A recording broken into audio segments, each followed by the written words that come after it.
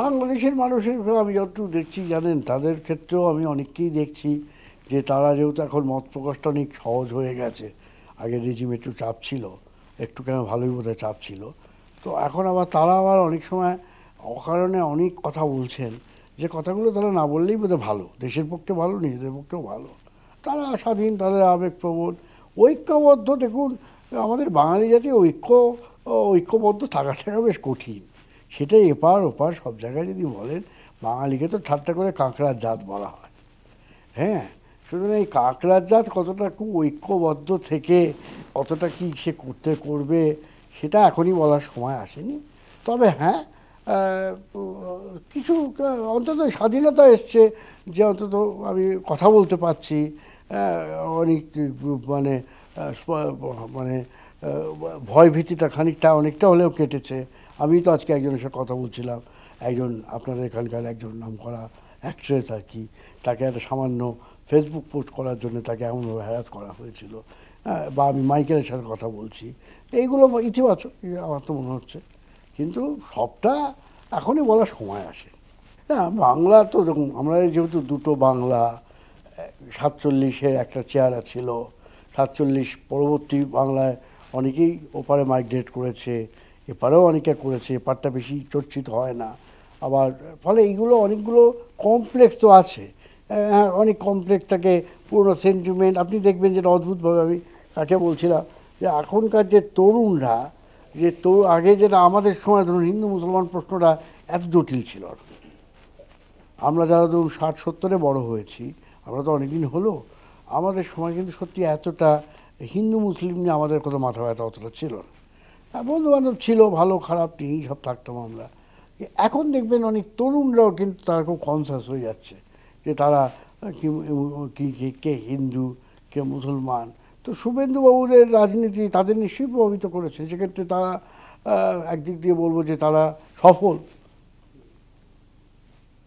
কিন্তু সেটা হতো না যদি বামেরা একটা স্রোতের বিরুদ্ধে গিয়ে ভূমিকা নিত। কিন্তু বামেদের মুশকিল হয়ে গেছে কি, তারাও শুভেন্দুবাবুদের যে একটা তৈরি করা যে বয়ান, সেই বয়ানটা তারাও প্রচার করছে, যেটা দুঃখের। দেখুন, আমি কোনো তালিবানি পতাকা দেখিনি। আমি একটা ওই কোন একটা ওই সিরাজগঞ্জে কার একটা মিছিল টিছিল দেখলাম, অনেকে টুপি দাড়ি নিয়ে সব যাচ্ছে। কিন্তু আমি ব্যক্তিগতভাবে মনে করি না যে টুপি আর দাড়ি থাকলেই সে একটা জঙ্গি বা সন্ত্রাসবাদী।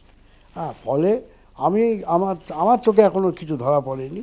আর আমি তো বললাম, আমাকেও তো জঙ্গি বলা হচ্ছে। এখন কোনটা জঙ্গি কোনটা জঙ্গি না, হাজার হাজার কোটি টাকা লুট হয়ে গেল, কয়েকশো ও কয়েক হাজার লোককে খুন করা হলো, তারা জঙ্গি না। হ্যাঁ, আর শুনুন না, শুধু আমাদের ভারতীয় মিডিয়াকে কারা ধোঁয়া দিচ্ছে।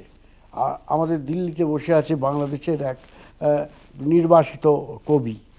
হুম, তিনি বলছেন ধুয়ো দিচ্ছেন, এই হচ্ছে তাই হচ্ছে। তো তিনি তো তার বইটা অনেকদিন আগেই ভেবেছিলেন রমনা কালীবাড়ি ভেঙে দেওয়া হয়েছে, অমুক হয়েছে তমুক হয়েছে। হ্যাঁ, এখন এই ধুয়ো যতদিন চলবে ততদিন তাদেরও কিছু লাভ হতে পারে আর কি। এটাকে যত আপনারা কাউন্টার করবেন।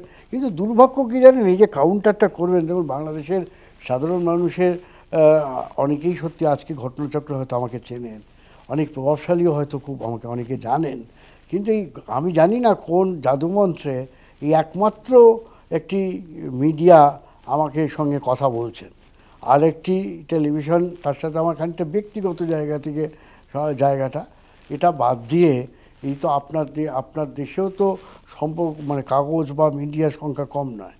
একবার কেউ কিন্তু আমি কিন্তু একজন ফিল্ম মেকার হিসেবে আমি কী কাজ করেছি না করেছি, ভালো মন্দ, এতদিন বাংলাদেশ নিয়ে কী করছি, দেখবেন আমি কিন্তু, এবং আমি বলতে পারি কলকাতার খুব কম লোককে পাবেন, পক্ষে বিপক্ষে ধরেও আমি বলছি, যে তারা আমার মতো এত গ্রামে গঞ্জে বাংলাদেশে ঘুরে বেড়ায় না। কিন্তু আপনি খেয়াল করে দেখবেন, আমাকে সেদিনকে আমি বুয়েটের কিছু অ্যালুমনি আমাকে একটা প্রায় সম্বোধনাই দিল, বাংলাদেশের অকৃত্রিম বন্ধু। সেখানে একজন বললেন আমাকে, আচ্ছা দাদা, আমরা তো আপনাকে সত্যি এত করি, তো আপনার মিডিয়াও তো এখানে আপনাকে সেভাবে কেউ করছেন না। আসলে হয়তো আমি খুব বেশি এলিট নই, এলিট হতে গেলে আর যা যা করতে হয়, যা যা লিয়াজও করতে হয়, সেই সবগুলো আমি করি না হয়তো। সুতরাং আপনি শুধু ভারতকে যদি দোষ দেন, তাহলে কিন্তু একরকম। আমি বলছি এই সমস্যাটা কি জানেন, এটা আপনি যদি দেখেন, এটা একটা বহুমাত্রিক সমস্যা হয়ে যাচ্ছে কিন্তু। হিন্দু মুসলমান অমুক কমপ্লেক্স তমুক কমপ্লেক্স করে একটা জটিল জায়গায় পৌঁছে যাচ্ছি আমরা আর কি।